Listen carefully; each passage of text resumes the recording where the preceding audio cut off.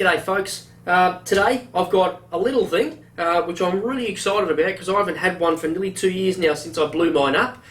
Been using my bigger sander, decided that it's time to get myself back into a little one because they are super handy. So DWE6423, it's just a little 280 watt sander, really nice compact little unit. I have smoked one of these before, a different brand, because I use the thing so much. So I'm really pumped to give this a go. On-off switch, variable speed, and a little dust bag. Dust bag I don't really use much, so I'll see how that goes. But yeah, going to give it a crack right now. Dewalt's new little 5-inch sander.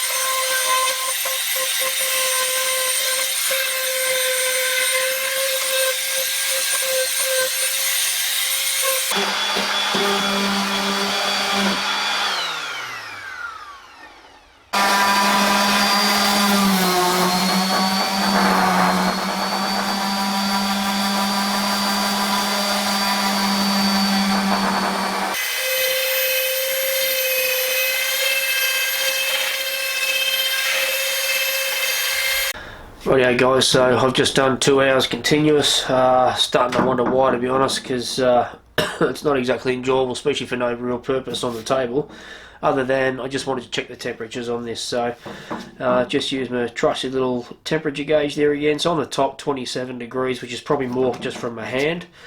If I just pop it in right at the top of the motor there, it's 18, 19 degrees, you'll see. And then down the bottom, again, we'll just check in here. I mean, this is where the fan is, so it's going to extract a lot of the heat. It's 23. Now, if I peel the pad off, just want to sort of check in under here where the main bearing is, to be honest. 23. That was 26, 27 in the middle of the pad. So look, to be honest, probably the middle part there, which is where the shaft would come down, and the bearing is, I don't know, probably about 15 mil underneath that. It's 25.6. Dust bag is really cool. I'm in a 3x3 shed here. You can't see it, but there's actually very little dust in and around here. I'd be choking normally by now if I was using the belt sander or something, because it pumps out so much dust. Bender finisher only takes off a small amount, but this dust bag is quite good. And then I haven't actually checked how much is in this. Oh, she's actually just about full, so that's taken off quite a bit. There's that's actually extraordinary. Alrighty, so you've seen what this little thing can do. Now, how much can you tell about a little sander? Well, what I'm going to say is comfort and dust bag for a little 5-inch random orbital. It's got a 2.4mm random orbital stroke. Is that pretty much standard for a 5-inch? Pretty much standard, yeah. Okay. So they're finishing sanders, guys. So we can talk about power and how much it will tear off and the likes.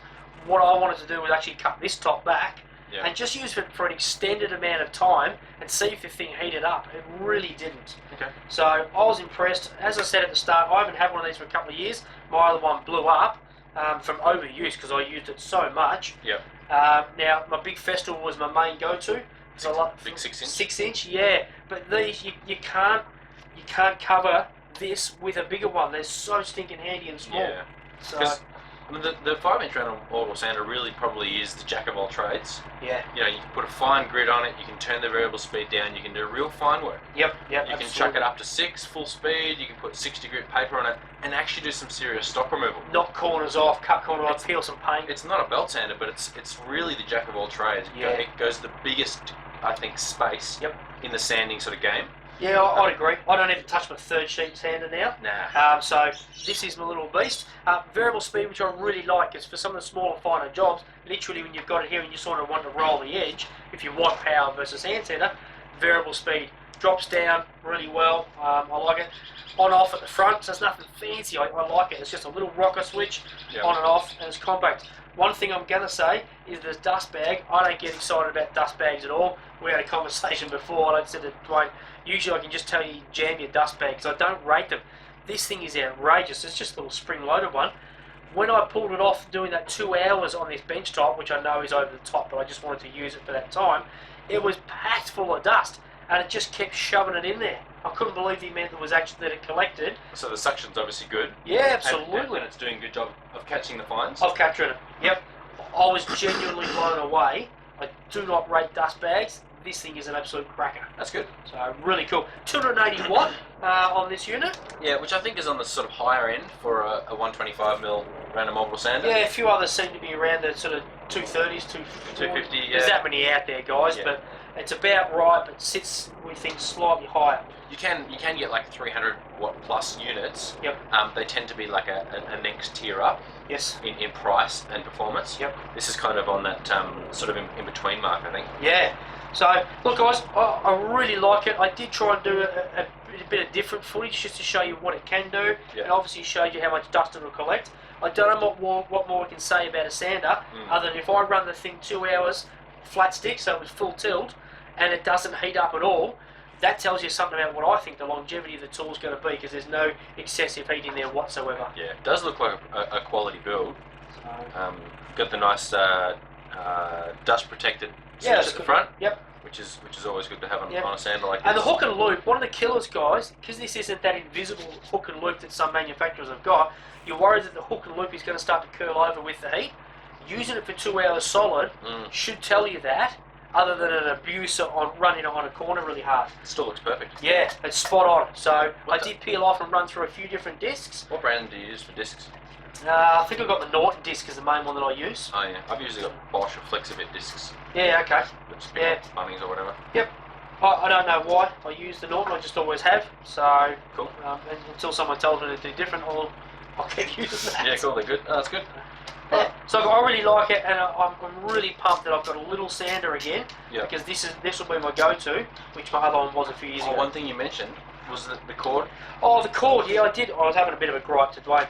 I just think the cord on this one is too stiff. I'm not looking for $1 million to be spent on cords, but when you've got such a little sander, when I move it around, the thing is so stiff. Now, I used this in here on quite a warm night, quite a mild night, and even after all that use, it's still holding that shape. I just think a softer flex lead would be really cool. It's not a deal breaker, but I do think, I like the length of it, but I think it should be a softer one. Yeah. It just seems to be really hard and hold its shape really tight. Cool. So, well, Mike loves his sanders and knows his sanders, so it's a pretty high commendation. Yeah, I'm pretty excited about it, guys, so certainly go out. I just pick one up. I usually say go out, try it, check it out in the store, go and get one. It's a banger. Nice. Thanks very much. If you like the video, hit like, subscribe, give us some feedback, guys. We'd love to chat to you guys. All right. Cheers. Thank you.